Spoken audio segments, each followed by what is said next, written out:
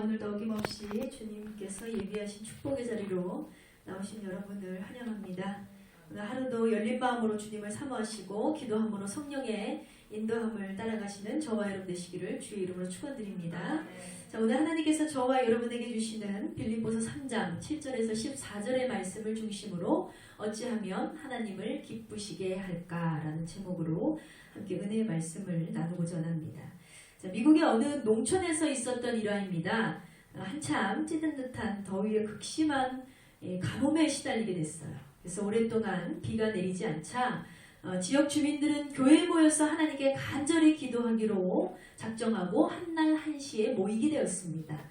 정말 하나님께서 우리에게 단비를 내리시면 우리가 정말 얼마나 행복할까라는 심령으로 이들이 다 모였어요. 그래서 하나님 우리에게 단비를 내려주셔서 이 가뭄이 떠나가게 하시고 모든 양식이 풍족해질 수 있도록 인도하여 주시옵소서 하고 간절히 기도하는 시간을 오랫동안 가졌습니다. 그렇게 몇 시간에 걸쳐서 기도회가 끝나고 이 주민들이 집에 돌아가려는데 밖에 딱 나와보니까 이미 이 장대와 같은 비가 내리고 있는 거예요. 이 기적의 순간을 보게 된 사람들이 다 할렐루야를 외치면서 덩실덩실 춤을 추면서 하나님께서 이렇게 빨리 응답해 주시다니 감사합니다 하면서 그 영광을 주님께 올려드렸습니다. 그런데 문제는 한 사람도 집에 돌아갈 생각을 하지 않는 거예요. 왜 그런가 했더니 그 자리에 우산을 준비하고 나온 사람이 한 사람도 없었어요. 그래서 장대비가 내리는데 이 비를 뚫고 지나갈 엄두가 나지 않잖아요. 그래서 아무도 집에 가지 못하고 있는데 그때 때마침 많은 사람들의 이 틈을 비집고 나온 한 소녀가 우산을 딱 펴들고 당당하게 나왔습니다. 그래서 이 옆에 있던 아주머니가 이렇게 물었습니다. 얘야, 너는 오늘 비 온다는 소식도 없었는데 어떻게 알고 이렇게 우산을 준비했니? 그랬더니 소녀가 하는 말이 오늘 우리가 모인 이유가 비 오게 해달라고 하나님께 기도한 거 아니었어요? 저는 당연히 하나님께서 언제 응답을 주실지 모르기 때문에 날마다 기도하면서 늘 우산을 준비해 다녔습니다. 라고 이야기했다는 것입니다. 이 소녀는 언제나 자신이 기도하는 제목 위에 기도만 소원만 드린 것이 아니라 당연히 하나님께서 이루어 주실 거라는 신뢰를 얻었습니다. 그리고 하나님을 믿는 믿음을 얹어드렸다는 거예요. 그래서 그날도 반드시 하나님께서 우리의 기도를 들으시고 비를 내려주실 거라는 확신이 있었기 때문에 미리 우산을 준비하게 되었다는 것입니다. 여러분, 이 이야기를 통해서 어떤 깨달음을 얻게 될까요? 우리의 신앙과 인생에도 분명히 준비가 필요합니다. 우리는 하나님 앞에 소원을 올려드리고 우리의 고통과 문제를 호소하면서도 간절히 기도하면서도 하나님께서 이루어 주실 거라는 확신이 없은 채 기도할 때가 많다는 것입니다. 우리의 실상은 하나님께 올려드린 바 기도가 응답될 거라는 기대조차 하고 있지 않다는 거예요. 그래서 준비하지 못하고 예비하지 못함으로 여러분 혹시나 우리가 어느 날 갑자기 하나님께서 우리의 기도에 응답해 주신다 할지라도 혹시나 우리가 너무 갑자기 응답을 받아서 당황하진 않을런지 하나님께서 주시는 응답을 제대로 받지도 못하고 관리도 못하고 해서 혹시나 그 응답이 왔다가 떠나가는 건 아닌지 우리가 기도의 열매에 대해서 잘 생각해 볼 필요가 있습니다. 하나님께서는 분명한 것은 준비된 자에게 기도를 응답해 주신다는 것입니다. 그래서 준비된 자만이 인생의 위기를 기회로 바꾸고 하나님께서 주시는 은혜 물줄기를 마음껏 받아낼 수 있다는 거예요. 그러니까 준비하는 거야말로 하나님의 복을 나의 복으로 얻는 비결임을 믿으시기 바랍니다. 그래서 하나님께서 오늘도 저와 여러분의 소원의 문제에 대해서 응답하시기 위해서 이미 다 해놓으신 줄 믿습니다. 그런데 우리가 준비되어 있지 않다면 하나님께서 역사하실 수가 없다는 거예요. 그러므로 응답의 확신을 가지고 이 우산을 준비한 소녀와 같이 또 주의 약속에 대한 확신을 가지고 이 신랑이 오기를 간절히 사모하며 기다렸던 기름을 준비한 5 처녀와 같이 우리가 언제나 주님 앞에 신뢰와 믿음 그리고 확신을 드리면서 그날을 준비하는 저와 여러분 되시기를 주의 이름으로 축원드립니다. 자, 이 시간 함께 나누신 본문의 내용은 죄인의 인생을 의인의 인생으로, 또 사망과 죽음의 삶을 이 생명과 부활의 삶으로 바꿔주신 예수님을 만난 감격에 대한 고백을 한 사도의 이야기입니다. 우리가 잘 알고 있는, 그리고 제가 가장 존경하는 사도 바울의 고백이고요. 또 제가 성령 체험을 했을 때 예수님의 은혜를 깊이 깨닫고 제 삶이 이 사도 바울의 삶과 가치를 고백하던 때가 있었습니다. 그 고백의 구절이 바로 오늘 우리가 함께 나눈 말씀이에요. 여러분, 하나님의 은혜로 또한 예수님의 생명을 통해서 얻게 된 우리의 삶은, 진짜 삶은 그리스도인으로서의 삶이에요. 마땅히 그 은혜를 아는 자라면 하나님의 뜻대로 행하고 하나님을 기쁘시게 하기 위한 삶을 드려야 하는 것입니다. 그렇다면 우리는 하나님을 기쁘시게 하기 위해서 어떻게 해야 하는가? 우리의 신앙을 점검하는 첫 번째 메시지는 주님을 위해 얼마나 나의 모든 것을 포기하였는가입니다. 여러분 스스로에게 한번 질문해 보세요. 나는 주님을 위해서 무엇을 포기하였는가? 오늘 빌립보서 3장 7절에서 8절 말씀을 봅니다. 그러나 무엇에든지 내게 유익하던 것을 내가 그리스도를 위하여 다 해로 여길 뿐더러 또한 모든 것을 해로 여김은 내 주 그리스도 예수를 아는 지식이 가장 고상함을 인함이라. 내가 그를 위하여 모든 것을 잃어버리고 배설물로 여김은, 여기까지 보겠습니다. 여러분, 내가 주님 안에서 행복을 누리기 위해서 먼저 포기해야 될 것들이 있다고 했어요. 예수님 믿기 이전에 내가 가졌던 대부분의 것들을 내려놓는 작업이 필요하다는 거예요. 나의 삶에 있어서 나 스스로를 만족시켰던 것들, 어쩌면 그런 것들 때문에 즐거워서 행복해서 만족해서 우리는 하나님께로 달려나오기가 이렇게 오래 걸렸는지도 모릅니다. 하나님께 나오기가 오래 걸렸다는 것은 그것이 바로 하나님과 나의 관계를 막고 있었다는 거잖아요. 그런 것들이 여러분 각자 있을 거예요. 그것을 내려놓을 수가 없어서, 그것을 포기할 수가 없어서 내가 하나님의 부르심을 잊고도, 하나님께서 나를 콜링하시는 것을 잘 알고도 우리는 얼마나 뒤로 물러가서 하나님께로 나오지 않은 시간들이 많은지 모릅니다. 제가 한 청년에게 전도를 했습니다. 그랬더니 자기는 주말마다 여행을 가고 캠프를 가는 것이 삶의 낙이고 자신의 삶을 힐링하는 가장 큰 행복이기 때문에 도무지 주일에 예배를 드린다는 것은 상상도 하기 싫다는 거예요. 그러니 자기는요, 이 젊어서는 여행을 많이 다니고 좀 누릴 대로 누려보다가 좀 늙어서 기운이 없으면 그때 교회를 나오겠다 하더라고요. 제가 딱 한마디 했습니다. 주님의 때는 언제 올지 모릅니다. 여러분, 내 시간표와 내 계획대로 주님이 나를 기다려주실 거라는 확신, 그 확신 때문에 많은 사람들이 예수님을 믿기를 거부하거나 혹은 뒤로 물러가고 있어요. 조금 이따 믿을게요. 나중에 믿을게요. 힘 다 없어지고 갈 데 없어지면 믿을게요. 또한 예수님을 믿을다 할지라도 제대로 믿는 신앙으로 나아가기를 두려워하는 이유가 바로 여기에 있다는 거예요. 바로 내가 버려야 될 것을 버리지 못하기 때문입니다. 내 믿음과 실, 그리고 응답을 빼앗아가는 것이 무엇인지 알면서도 그것을 결단할 수가 없어서 믿음으로 온전히 서지 못할 때가 많다는 것입니다. 그러면 하나님께서 더 많은 것을 우리에게 채워주실 것을 알면서도 우리는 버리지 못한다는 거예요. 그것이 사탄의 유혹이죠. 여러분, 절대로 기억하시기 바랍니다. 여러분이 많은 것을 내려놓을수록 하나님께서는 그보다 더 멋진 것으로 채워주실 줄 믿습니다. 여러분이 여러분의 소중한 것들을 많이 내려놓을수록 하나님께서는 빼앗아가시는 분이 아니요 넘치도록 부어주시는 분임을 기억하시기 바랍니다. 이 사도 바울이 예수님을 만나기 전에 자기의 의로움에 사로잡혔어요. 늘 자신의 것에 만족하고 자족하고 즐거운 인생을 살아갔기 때문에 예수님을 만나는 것이 굉장히 어려웠던 사람입니다. 늘 자신의 것을 붙잡고 살아갔던 사람이에요. 그런데 예수님을 만난 다음에 그가 어떻게 고백합니까? 오늘 본문에 보니 그것을 다 내려놓았다 했어요. 그는 세상적인 자랑거리가 굉장히 많은 사람이에요. 빌립보서 3장 4절에서 6절에 보면 사도 바울이 예수님을 믿기 이전에 자신에 대해서 소개를 합니다.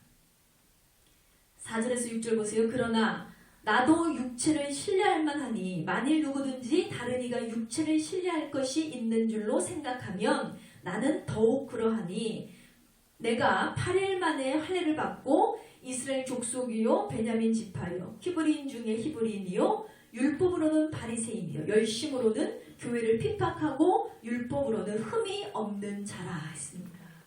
사도 바울은 율법으로 흠이 없는 자, 행위로는 완전한 자, 지식으로는 충만한 자라고 했어요. 또한 그는 로마의 시민권이라는 특권을 가지고 있었습니다. 그래서 많은 사람들의 부러움을 사는 사람이었다는 거예요. 혈통이 좋죠. 날 때부터 로마의 시민권자죠. 바리새인 중에서도 최고의 바리새인으로 칭함을 받을 만큼 율법적으로도 굉장히 완성된 자였다는 거예요. 당시에 최고의 학벌로 쳤던 이 가말리엘 문학생으로 공부를 했기 때문에 그는 뭐 하나 흠잡을 데가 없는 정말 자기 입으로 소위 자랑할 만한 자였다는 거예요. 부족함이 없죠. 그런 그가 유대교에 충성을 했어요. 그러니 예수님을 믿는 사람들은 다 이단이다 해가지고 예수 믿는 자들을 박해하고 핍박하고 교회를 무시하고 멸시하고 없애는데 주동했던 자입니다. 그런 그를 하루아침에 한순간에 변화시켜 주신 분이 계셨으니 그가 바로 예수 그리스도심을 믿으시기 바랍니다. 사울아 사울아 예수님이 부르셨어요. 누구십니까? 나는 내가 핍박하는 예수다 했어요. 예수님의 이 음성을 딱 듣고 악한 사울의 마음이 변하여서 사도 바울 오직 예수 그리스도 때문에 사는 인생, 예수 그리스도께 생명을 건 인생으로 변화되게 되었다는 것입니다. 이 사도 바울이 되어서 마땅히 자신의 유익했던 것들을 다 내려놓았어요. 모든 것을 다 버리고 내려놓는 그 과감한 결단을 하기까지는 바로 예수님이 필요했다는 거예요. 여러분 우리는 가진 것이 없어도 못 내려놓을 때가 많아요.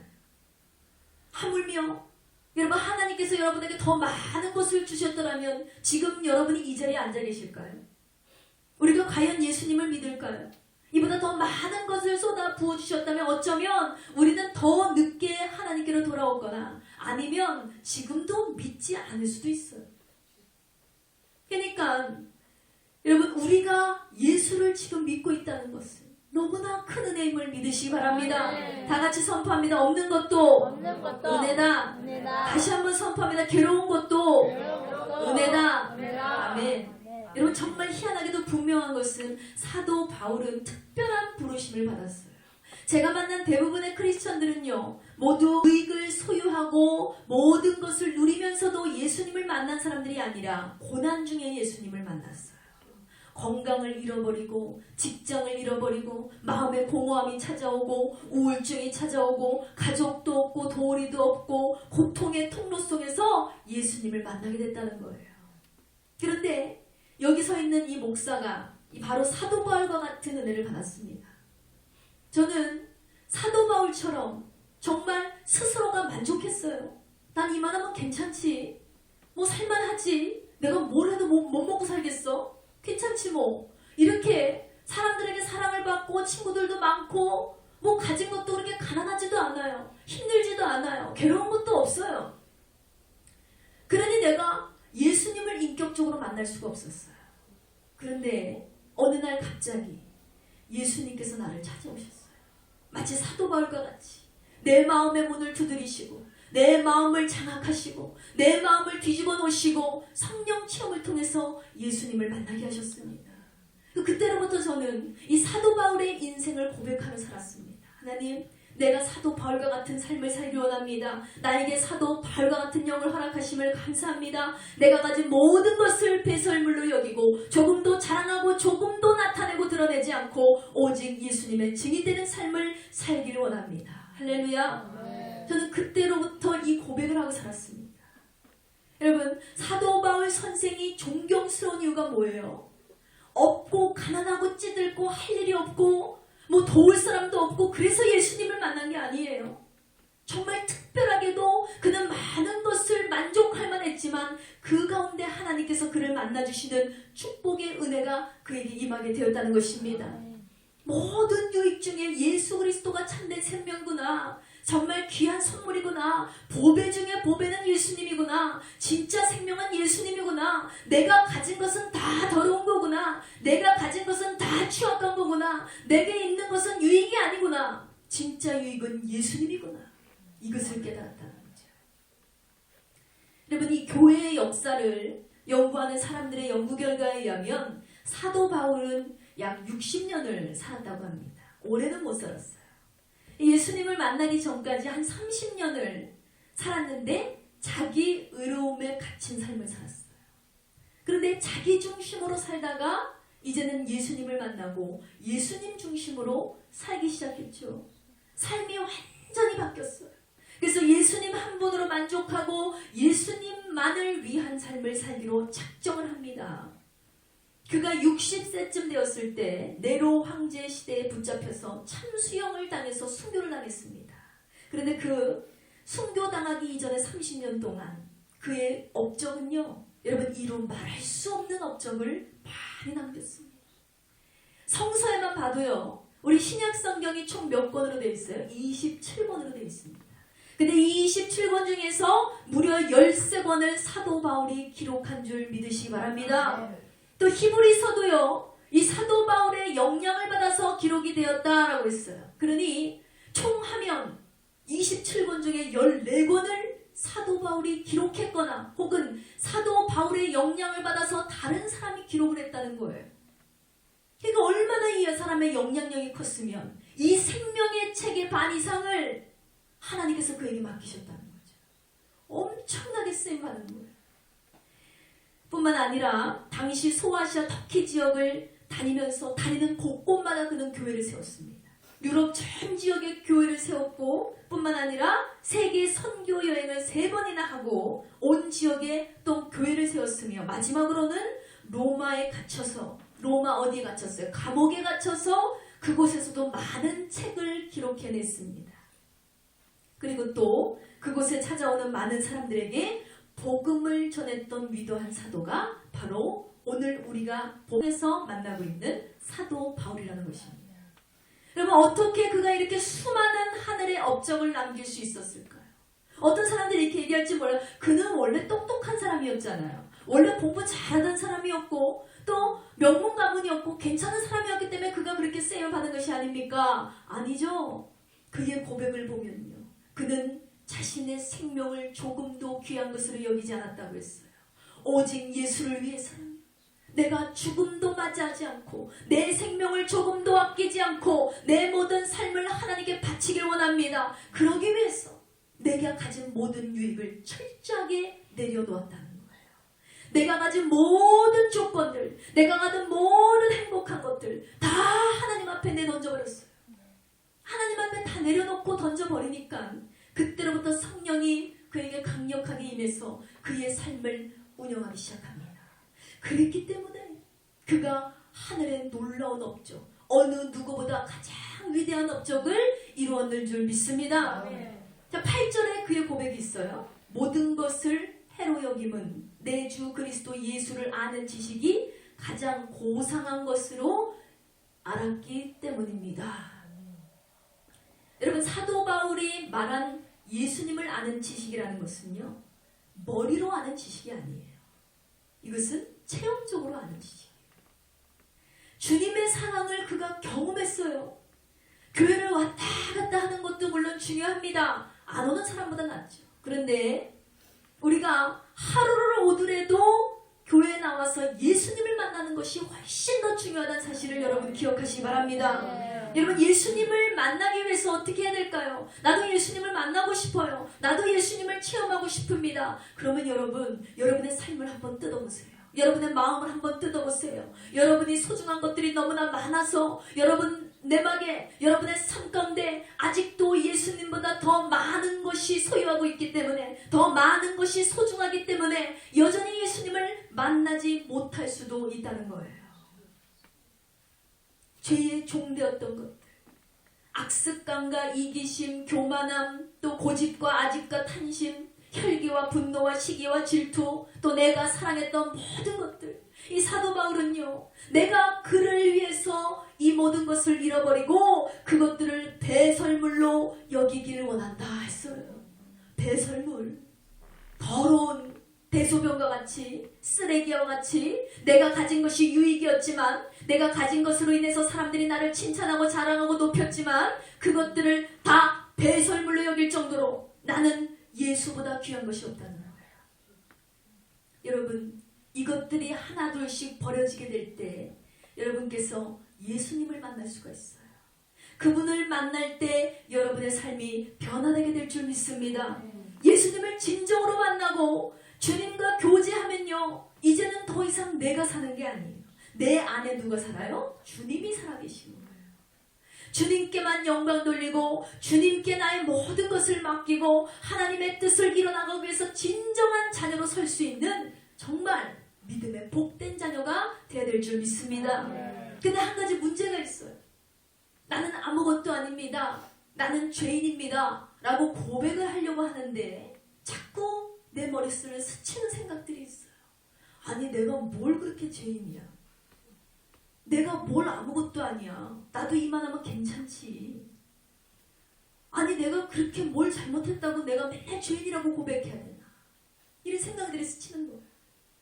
그러니까 자꾸 어떻게 돼? 옛사람이 나를 미혹하는 거예요.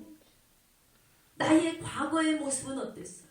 예수님 만나기 전에 나의 모습은 어떻습니까? 내 멋대로 살았습니다. 내 뜻대로 살았습니다. 주일 성수 왜요? 술 마시고 싶은 대로 마시고, 욕하고 싶으면 욕하고, 비난하고 싶으면 비난하고, 남들하고 싸우고 싶으면 싸울 수 있어요. 혈기내고 싶을 때 혈기낼 수 있습니다. 주님 보시기에 좀 부끄러운데 그래도 미워할 사람 열심히 미워하고요. 죄 짓는 것도 그렇게 달리 나빠 보이지 않습니다. 그런데 그런 우리가 예수님을 만나고 나서 이것을 청산해야 되는 거예요. 쉽사리 혈기냈던 것들, 쉽사리 남을 시기하고 질투하고 미워했던 것들, 쉽사리 용서하지 못했던 것들, 내 의 때문에, 내 자존심 때문에 여전히 내가 버리지 못하는 모든 것들이 많습니다. 그런데 이것을 예수님 만나고 교회에 나와서도 버리지 않고 청산하지 않으니까 예수님께서 내 안에 오실 수가 없어요. 예수님께서 나의 삶 가운데 좌정하실 수가 없어요. 그런데 내가 예수님을 경험하기가 어렵습니다. 주님을 체험할 수가 없어요. 주님을 만날 수가 없어요. 예수님을 체험하지 않은 사람들은 어떻게 돼요? 그 믿음이 성장할 수가 없어요. 그래서 사도 바울은 자신도 그런 갈등을 겪었다고 했어요. 로마서 7장 21절로 23절에 보면 사도 바울이 자신이 겪게 된 이런 갈등에 대해서 이야기를 합니다. 로마서 7장 21절에서 23절입니다. 그러므로 내가 한 법을 깨달았노니 곧 선을 행하기를 원하는 나에게 악이 함께 있는 것이로다.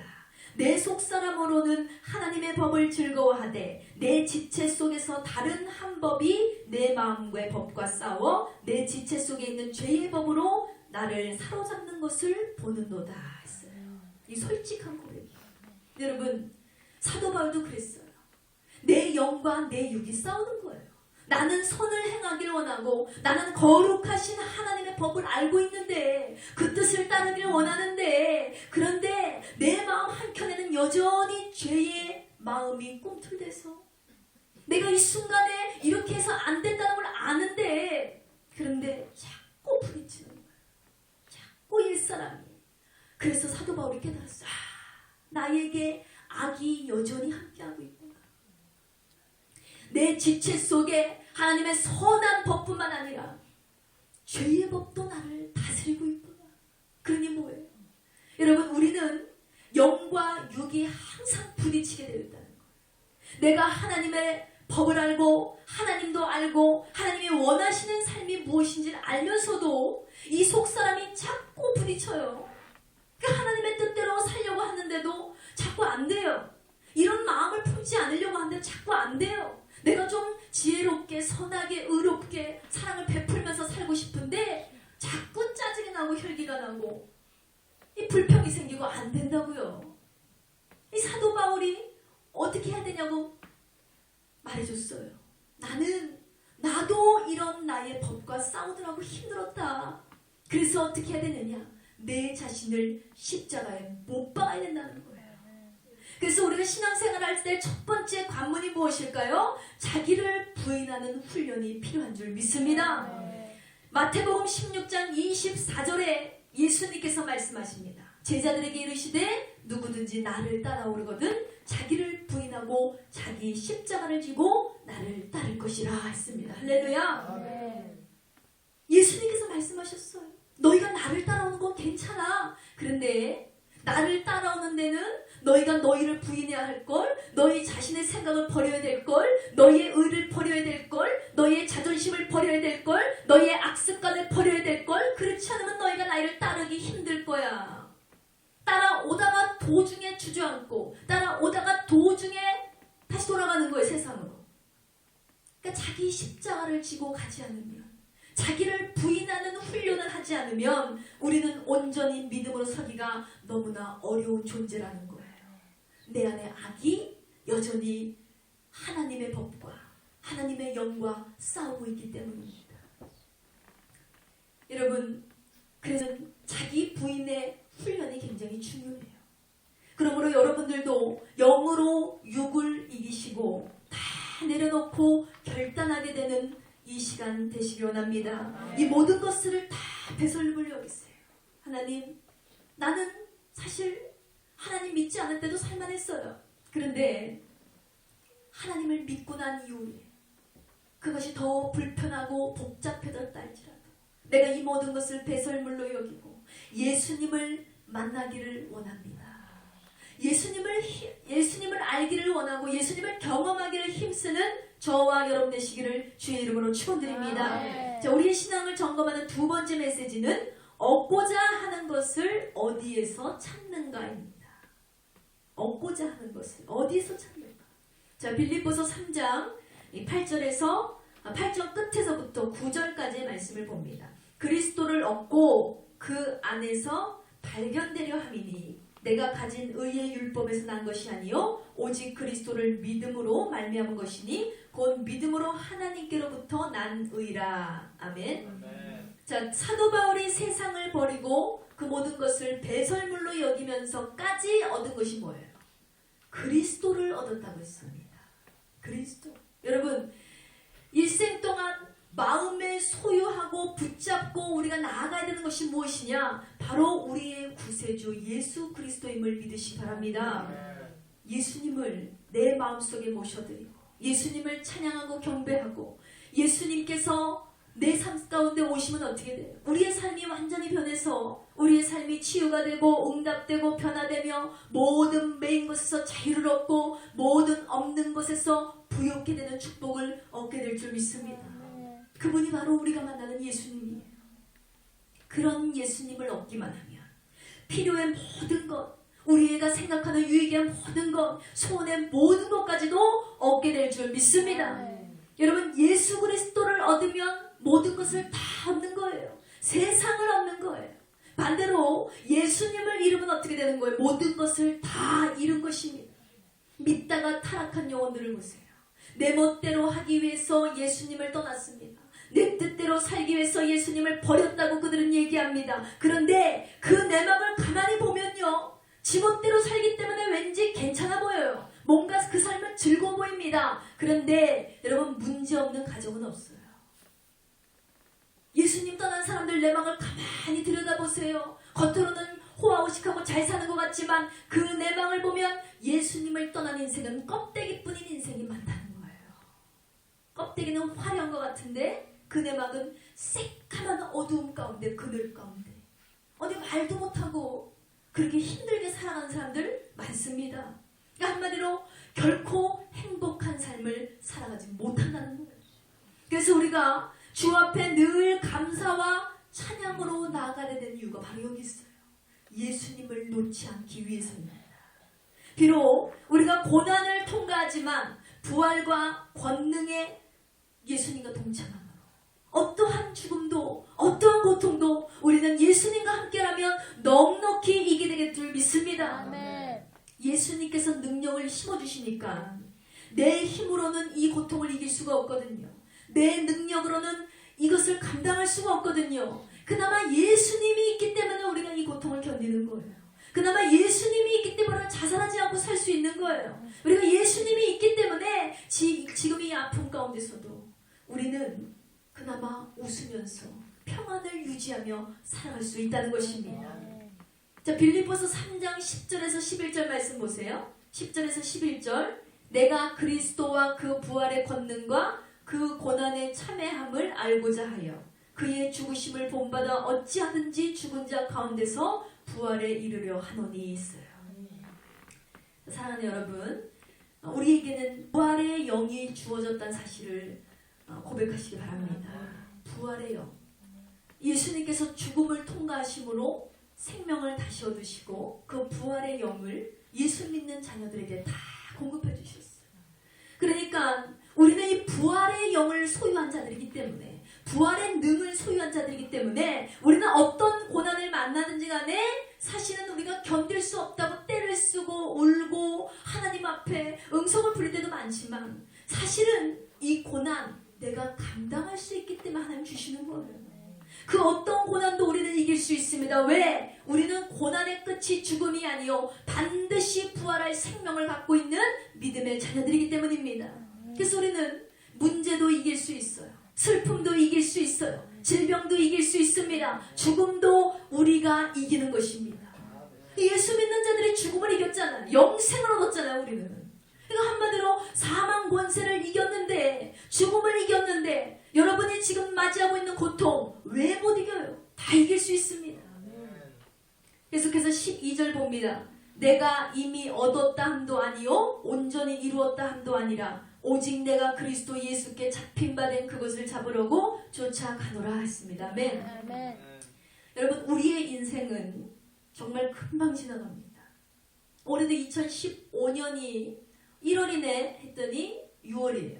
6월도 이제 뭐 다 가고 이제 7월이 오고 아주 찌는 듯한 더위가 오며 좀 있으면 또 춥다고 춥다고 하면서 이렇게 또 우리의 한 해가 가지 않겠습니까? 이 인생은 굉장히 금방 지나간다는 거예요. 오랫동안 우리가 천년 만년 살 것 같지만 요즘으로 보면 어때요? 요즘 뭐 전 세계적으로 우리나라뿐만 아니라 전 세계적으로 보면 각처의 전쟁과 기근과 가뭄과 또 뭐 모든 바이러스와 뭐 여러 가지 등등등 사고와 뭐 문제없는 나라가 없어요. 사실 우리나라만 지금 뭐 메르스다 뭐 가뭄이다 막 이러는데 저도 지금 가뭄의 이렇게 심각성을 깨우치지 못하고 살았어요. 하도 질병 때문에 사람들이 두려움에 떨고 있으니까 뭐 뉴스도 기사도 잘 안 보게 되더라고요. 그러다 보니 지금 이 문제의 심각성을 모르고 있었는데 어제 기사를 봤어요. 세상 돌아가는 걸 알아야 되니까. 그랬더니 지금 뭐 경기도 광주만 해도 식수가 없어요. 먹을 물이 없어가지고 사람들이 장사도 못하고요. 뭐 아무것도 못하는 거예요. 농사? 지금은 농민들이 논밭에 주저앉아서 울고 있어요. 가뭄이 우리가 생각했던 것보다 심각하더라고요.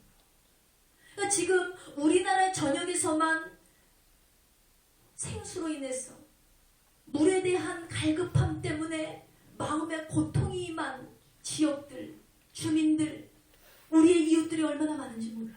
모른다니까요. 저는 우리 집에 물 트면 물 잘 나오거든요. 먹을 물 항상 있거든요. 그러니까 이 나라가 그렇게 어려움 가운데 가는 것을 나도 모르고 있었어요. 근데 이게 우리만의 문제는 아니잖아요. 지금 어느 나라에서 지진이 발생했다, 어느 나라에서 무슨 사고가 났다, 어느 나라에서 무슨 테러가 났다, 죽었다, 뭐 때문에 죽었다. 지금 인류는 죽음을 향해서 가고 있습니다. 여러분, 그런데요, 우리가 이것들을 바라봤을 때 우리가 지금 안일하게 나태하게 있을 시간이 없다는 거예요.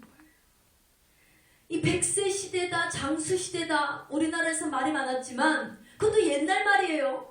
지금 100세가 뭐예요? 지금 내일까지 내가 살 수 있을지 모르는 시대를 살아가고 있어요. 와, 우리나라가 이렇게 식순환에 시달리다 보면 조금 있으면 우리나라도 세계적으로 좀 도움을 받아야 될 그 가난한 나라가 되지 않을까?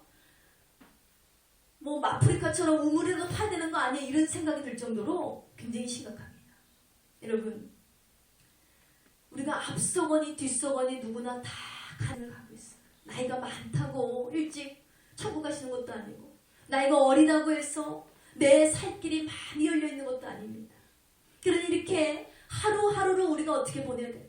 정말 의미있게, 값지게, 행복하게, 즐겁게 바로 주님께 영광 돌리며 살아가야 될 줄 믿습니다. 하나님께 영광 돌리며 우리 이웃들과 사랑을 나누며 살아가기에도 굉장히 바쁜 시대예요. 그런데 이 시대에 우리는 어때요? 살기 어려우니까 점점 우리의 마음이 강팍해지고 있어요. 완악해지고 있어요. 사랑이 뭐예요? 내 주변 이웃들이 누가 사는지도 몰라요. 하다못해 요즘은 사고가 나서 내 이웃집 주변에 누가 죽은지 3년이 돼도 그 썩은 식체가 다 녹아져 내릴 때까지도 사람들은 몰랐다고 얘기하더라고요. 지금 그런 시대를 우리가 살고 있습니다. 근데 여러분 기억하세요. 지금 시대는 급변하고 시대는 속히 가고 있는데 그 시대 가운데 내가 언제까지 이 생명을 유지할지는 나도 모른다는 거예요. 그러니 우리는 어떻게 바빠야 돼요? 우리가 서로를 위해주고 아껴주고 사랑하고 용서하고 그렇게 살기에도 부족한 시대를 살고 있습니다. 그러므로 여러분 항상 내 이웃을 내 몸과 같이 사랑하시고 더욱이 하나님을 사랑하기를 힘쓰시는 저와 여러분 되시기 바랍니다. 여러분 각자에게 소원도 있잖아요. 그런데 과연 그 얻고자 하는 것을 어디에서 얻고 계십니까? 나의 소원 하나님께 올려드리기만 하고 하나님께 기도는 하고 다른 데서 소원함을 얻기 위해서 찾고 있진 않은지 가만히 묵상해봐야 돼요. 여전히 내가 소원을 올려드리는데 그것이 나의 욕심과 탐심으로 이루어진 소원은 아닌지 그 소원의 기도의 제목들도 다 확인해봐야 된다는 거예요. 그리고 오직 그리스도 예수 그리스도를 얻기를 힘쓰시기 바랍니다. 이 땅에서 찾고자 하는 모든 것 여러분 주님을 만나면 다 이루게 될 줄 믿습니다. 주님 안에 여러분의 소원이 다 있어요. 주님을 만나면 하나님께서 다 여러분을 위해서 예비해 놓으셨습니다. 그러니 주님만 얻으면 그 안에 모든 우리의 열매가 있게 될 줄 믿습니다. 자, 마지막 우리의 신앙을 점검하는 세 번째 메시지는 삶의 목표를 어디에 두었는가입니다. 삶의 목표를 어디에 두었는가. 자, 마지막 절 빌립보서 3장 14절의 말씀을 봅니다. 표대를 향하여 그리스도 예수 안에서 하나님이 위에서 부르신 부름의 상을 위하여 쫓아가노라 했습니다. 아멘. 자, 여러분 여러분의 최종의 목표는 무엇입니까? 여전히 돈입니까? 명예입니까? 행복입니까? 사랑입니까? 세상입니까? 우리에게 분명한 목적의식이 있어야 돼요. 내 삶의 유일한 목표는 예수 그리스도 한 분으로 만족해야 될 줄 믿습니다. 히브리서 12장 2절에도 믿음의 주여 또 온전케 하시는 이인 예수를 바라보자 했습니다. 계속해서 3장 1절에도 그러므로 함께 하늘의 부르심을 받은 거룩한 형제들아 우리가 믿는 도리의 사도이시며 대제사장인 예수를 깊이 생각하자 그랬어요. 예수님을 바라보고 예수님을 생각하는 사람, 이런 사람들이 바로 저와 여러분이 되어야 될 줄 믿습니다. 그 목표, 우리의 목표는 예수님을 아는 장성한 분량에까지 이르러야 된다는 거예요. 우리가 영적으로 예수님의 모습을 닮아가서 참된 예수님의 제자들로 변화해야 된다는 거예요. 예수님처럼 우리가 되기는 불가능합니다. 그런데 많이 닮은 모습으로 작은 예수가 될 수는 있어요. 엄마 아빠를 붕어빵처럼 빼다 박은 아이들은 얼마나 귀여운지 몰라요. 진짜 신기하잖아요. 어머 조그만 저 미니미네 리틀 누구누구네 하면서 정말 신기하게 빼다 박았어요. 코도 눈도 입도 다리도 다리에 난 털까지 닮았다는 거예요. 근데 얼마나 이뻐요. 가뜩이나 내 자식은 이쁜데 엄마 아빠를 쏙 빼닮으면 더 이쁘다는 거죠. 그냥 하나님께서도 마찬가지예요. 하나님께서 하나님의 형상대로 지으셨는데 우리가 예수님 닮기를 힘쓰고 하나님의 형상대로 살아가기를 힘쓴다면 하나님께서 얼마나 우리를 기쁘게 여기시겠습니까? 그러니 우리는 예수님을 닮은 삶을 살아가야 된다는 것입니다. 다 같이 선포합니다. 예수님 닮기를 나의 삶의 목표력입니다. 아멘. 예수님 닮기를 이루기를 여러분의 삶의 목표로 여기시기 바랍니다. 속사람이 작은 예수로 변화되어야 돼요. 겉사람은 내가 섬기는 구주 예수 그리스도를 전파하는 자가 되어야 되고, 속은 예수 그리스도를 닮은 인격이 되어야 된다는 거예요. 그것이 기쁨이고 그것이 행복입니다. 내가 주님 앞에 가는 그날까지 내가 만난 예수님을 증거하시기 바랍니다. 예수님을 닮아가고 마지막 종찬역에서는 어떻게 해야 돼요? 주님께서 우리를 향해서 두 팔을 벌리고 환영하고 계신 거예요. 사랑하는 내 딸아, 저 땅에서 고생이 많았다. 사랑하는 내 아들아, 저 땅에서 네가 나와 함께 살려고 애썼다. 사람들의 욕을 먹으면서, 사람들의 한심함을 당하면서, 멸시를 받으면서 네가 그럼에도 불구하고 나를 닮기 위해서 그렇게 수고하느라 너 애썼다. 주님이 안아주시는 거예요. 그러면 주님과 함께 우리 어디 가요? 천국에서. 여러분이 이 땅에서 쌓은 상급으로 내 집에 가서 영원히 행복한 인생을 살게 되는 것입니다. 근데 예수님께서 이제 예수님 오시는 그날 우리가 심판대 올렸을 때 예수님께서 여러분에게 말씀하세요. 너는 세상에서 무엇을 하다 왔니? 네, 예수님, 지금 부르시는 그 전까지 저는요 부부싸움을 하다 왔습니다. 저는 혈기를 내다 왔어요. 저는요 내 욕심을 따라 살다 왔습니다. 예수님 뭐라 하실까요? 그것도 자랑이라고 하네요. 안 그래요? 너는 이 땅에서 뭘 하다 왔니?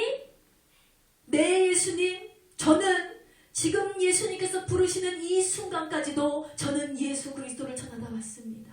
많은 사람들을 예수님의 마음으로 품고 사랑하다 왔습니다. 그들을 용서하다 왔습니다. 그들에게 참된 복음을 증거하다 왔습니다. 이렇게 자랑스럽게 당당하게 전해야 되는데, 너 오늘 내가 너 부를 줄 몰랐지? 너 어저께 잠들 때만 해도 내일 눈 떠서 놀이동산 갈 줄 알았지? 너 내일 잠들 때만 해도 내일이면 내가 회식 가가지고 맛있게 먹을 줄 알았지? 그런데 내가 오늘 널 불렀는데 너 어제까지 뭘 하다 왔니? 우리가 할 말이 없어져요. 뭐 주님을 위해서 한 게 없어요. 주님의 영광을 위해서 쓰임 받은 게 없어요. 그러면 우리가 그 부끄러운 낯짝을 가지고 어떻게 천국에 들어갈 수가 있겠습니까? 여러분, 우리가 정말 기쁨이 있는 삶을 살기 위해서는요, 주님을 기뻐하시는, 주님께서 기뻐하시는 삶을 살아낼 줄 믿습니다. 사도 바울 선생이요, 이 세상을 떠날 때 어떻게 떠났다고 했어요? 참수형을 당해서 순교를 하였습니다. 그런데 순교를 하는 그 마지막 순간에 그가 고백을 했는데, 디모데후서 4장 7절로 8절 말씀에 고백하고 있습니다. 나는 선한 싸움을 싸우고 나의 달려갈 길을 마치고 믿음을 지켰으니 이제 후로는 나를 위하여 의의 면류관이 예비되었으므로 곧 의로우신 재판장이 그날에 내게 주실 것이며 내게뿐만 아니라 주의 나타내심을 사모하는 모든 자에게 면류관을 주실 것이라 했습니다. 할렐루야. 사도 바울의 고백이 너무나 멋있지 않습니까? 제가 주의 종이 되기로 작정을 한 그날 이 고백을 받아들였어요. 하나님, 내가 하나님의 말씀 안에 서서 정말 온전히 예수님을 위해서 이 땅의 마지막 사도가 되었어. 주님을 위해서 내 생명을 던질 수 있다면 나는 그렇게 하지 못하지만 하나님 나에게 순교자의 영을 허락하여 주시옵소서. 예수를 위해서 죽을 수 있는, 죽기까지 충성하는 그런 거룩한 종으로 하나님 쓰임받을 수 있도록 인도하여 주시옵소서. 제가 그 고백을 했거든요. 이 사도 바울 선생이 없습니까? 당장의 죽음이 코앞에 다가온 순간 살려달라고 떼를 쓰지 않습니다. 잘못했다고 예수를 부인하지 않습니다. 그는 내가 이제 달려갈 길을 다 마쳤구나. 그런데 내 목숨이 이제 떠나갈 게 코앞인데 나는 믿음을 온전히 다 지켰구나. 이제 내 앞에 남은 건 의의 면류관이 씌워지겠구나. 나에게는 하나님의 상급이 씌워지겠구나. 그로 인해서 그는 마지막 떠나는 순간까지 기쁨으로 이런 신앙의 고백을 했다는 것입니다. 오늘 말씀의 결론을 맺습니다. 여러분, 정말 주님이 기뻐하시는 일을 행하시기 바랍니다. 아멘. 사도 바울 선생은 성령님의 인도하심 따라 예루살렘으로 가는데요, 거기서 무슨 일을 당할지 모른다고 했어요. 그 불안한 순간에도 그곳에서 결박당하고 환난을 당한다 할지라도, 혹여나 나의 목숨이 위태롭다 할지라도 나는 하나님의 복음을 증거하는 일에 조금도 주저하지 않겠습니다 라고 고백했다는 거예요. 여러분, 이보다 더 위대한 고백이 없습니다. 이 땅을 사는 동안 절대로 믿음에서 물러서지 마시기 바랍니다. 뒤돌아보지 마세요. 과거에 얽매이지 마세요. 상처에 집착하지 마세요. 여러분의 현재 상황도, 현재 아픔도 여러분 절대로 예민하게 의식하지 마세요. 그저 예수 그리스도 안에 있으면 하나님께서 여러분의 삶을 모두 형통하게 이끌어 주실 줄 믿습니다. 그러므로 여러분 사랑하세요. 할 수 있는 사람, 많은 사람들을 사랑하시기 바랍니다. 그리고 그들을 예수님의 품으로 안으세요. 보호하시기 바랍니다. 그리고 늘 나를 지키고 보호하시는 하나님 안에서 여러분 충만한 은혜를 또 받으시면서 주님께서 우리에게 정하여 주신 천국이라는 그 표대를 향하여 달려가시는 저와 여러분 되시기를 주의 이름으로 축원드립니다. 이 시간 기도합니다. 하나님께 간절히 기도할 때에 우리 하나님 사도 바울의 영을 우리에게 허락하여 주셨소. 우리가 예수를 아는 지식이 가장 고상한 것임을 고백하게 도와주시옵소서. 우리가 가진 모든 것이 배설물로 여길 정도로 우리가 가진 모든 것이 아무것도 아닌 것처럼 우리가 오직 하나님을 위해서 집중된 삶을 살게 달라고 이 시간 주여 삼창하시고 기도하시겠습니다. 주여 주여 주여. 아버지 하나님 감사합니다. 사랑의 하나님 오늘도 우리와 함께하여 주셨소. 아버지 하나님 주님의 사랑하는 자녀들 아버지 성전에 불러모아 주심을 감사합니다. 아버지 하나님 오늘도 사도 바울의 고백 아버지 사도 바울의 모든 삶을 통하여서 아버지 우리의 신앙을 점검하고 우리의 삶을 돌아볼 수 있는 계기를 허락하여 주심을 너무나 감사드립니다. 아버지 하나님 이 세상에서 우리는 진정한 행복을 쫓아 살아가고 있습니다. 이 세상의 여전한 행복을 따라가고 있습니다. 그러나 진정한 행복이 이 땅에 없음을